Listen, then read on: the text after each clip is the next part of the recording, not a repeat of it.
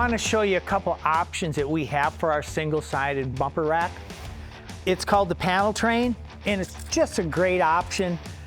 You know, you can flip these legs down, and it's got these padded posts, and plus it's all rubber down here. So you can put 2 hoods, couple doors. You don't need to worry about scratching any edges. It's all rubber, so it's protected, won't hurt anything. Another option that we have is the molding holder.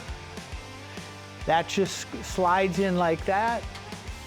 So if you had painted side moldings or anything you wanted to keep safe, you could put those there.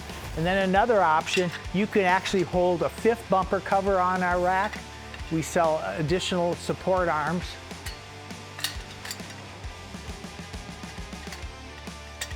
So these are some great options for this rack, kind of take it to the next level. That's the innovative options for the Mobile Bumper 4.